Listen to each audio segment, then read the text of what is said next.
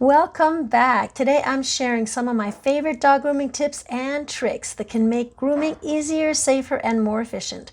Whether you're grooming at home or professionally, I hope you'll pick up a few new ideas that you can start using right away. Let's get started. For those who don't know me, I'm Elizabeth Jenn, professional dog groomer since 2010. So whenever you're brushing your dog, sensitive areas back here, the whole body is sensitive, right? You don't want to scratch the dog, so you tap and lift up like I showed you, and you just got to be careful. These little sensitive areas here, just little areas. You brush out the little toesies, you watch the toes. On the side here, that's another sensitive area under here, but we usually shave. So some dogs have more of their skin will move a lot, so it's not easy to brush when their skin, see how it moves like that? So you just hold that skin down and tap and pull away. See, you just pull it up, tap and pull away. Some have loose skin. Hold that paw here, tap and pull up. And you don't want to pull the paw away from the body too much. You don't want to hurt them. You can lock that elbow there off in another area where they got a lot of knots. Right here, right between the chest and the leg, where the leg joins here.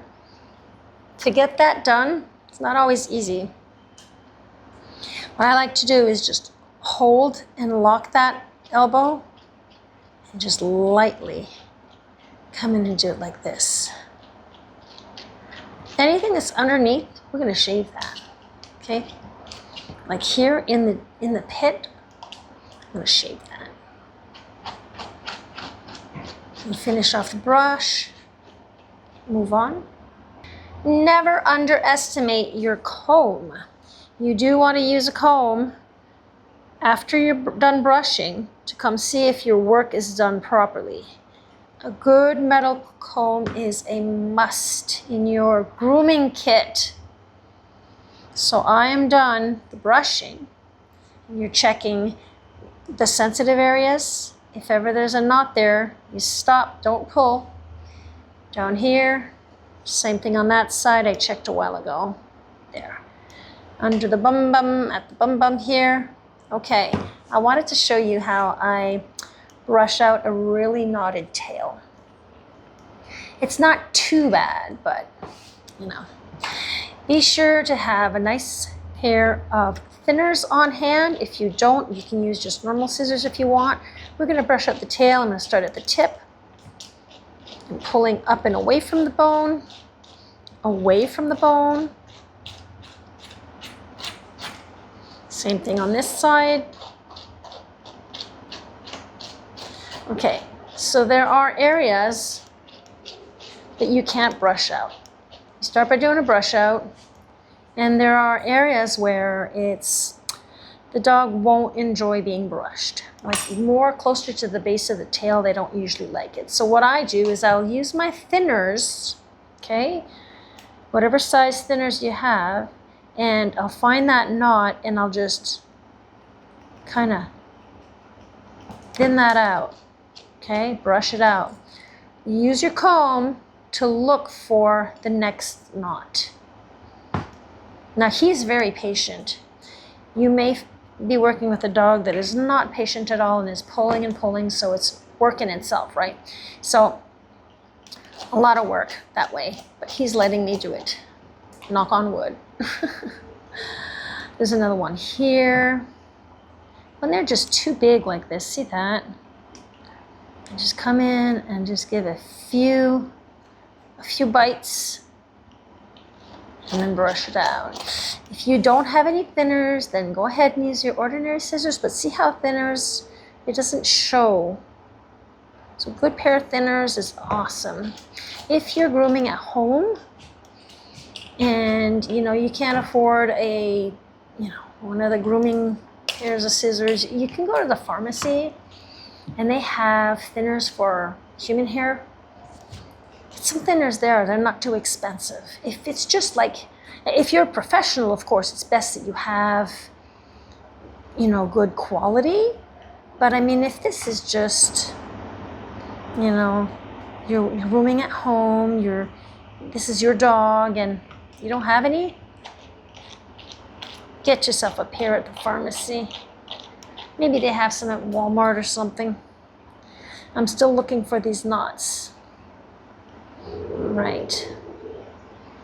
There's another one right here. Found it. So that's all I'm doing all around the tail. Where there's too many knots. Let's see what's going on here.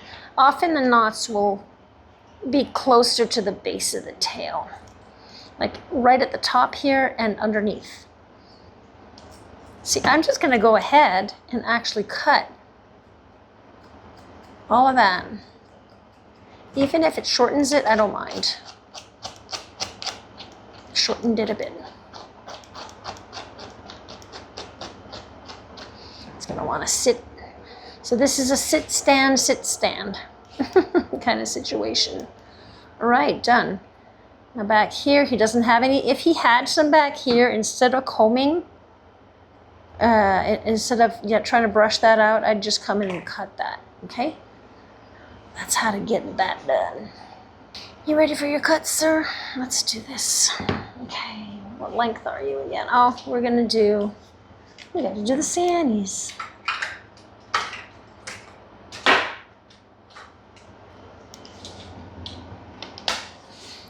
Can you stand up for me, sir? Stand up. Up, please. Thank you. Clear this out. Thank you. You're such a good boy. Yes, you are. Yes, you are a good boy. You're gonna give me kisses when we're done. I'm gonna give you kisses, that's for sure. You're gonna give me kisses? Here. Take just a little bit off. There. Here too. Thank you.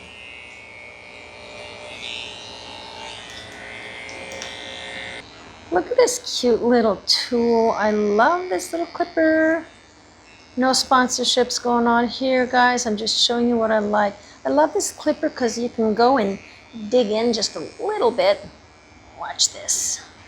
Just go get what's inside. You know, still got to be careful, but I mean, you know, this clipper doesn't really, it doesn't really cut. It cuts the hair. It doesn't cut the skin.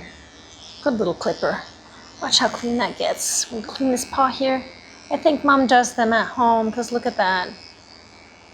Look at that, how clean that is. It's nice and clean. There. And that orange that you see on the paws here, that's from his feet being wet a lot. And is it wet because he's licking? I don't know. His paws are pretty orange, and that's usually a sign that they've been licking, and the licking can be caused by allergies, stress, you know, anxiety, boredom. Are you bored? Oh, you're not bored. You're so lovely, baby doggy. I love you. I sure do. I love you, Blue. I absolutely enjoy grooming cottons because this beautiful, beautiful coat is so easy to work with. Yes, it's a soft coat, but I just love the finish. I love how they look once we're done, once I'm done. The finish is just perfect. Nice and soft.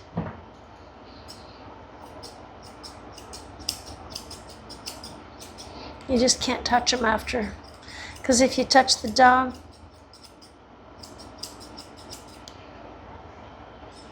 then your cut doesn't look good. You leave your fingerprints all over them.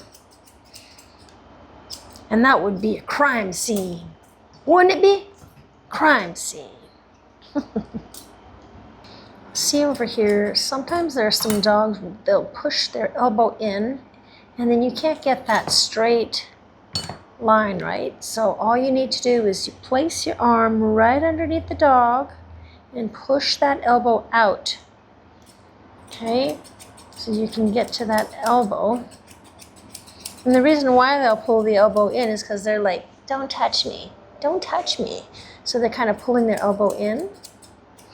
If their elbow was in and it's a natural way they would stand, then you can actually you can correct the look of that by leaving that leg the way it is and just cutting straight down.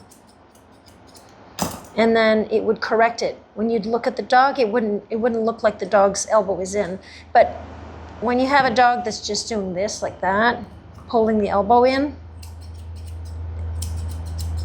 you need to get the cut done properly. So you'll just push on that leg just a little bit. My 2 cents. I upload new videos every Monday and Friday, 8 a.m. Eastern Time. And if you feel up to it, you can watch the next video in my Up Next videos right here. Till then, guys, bye for now. Bye!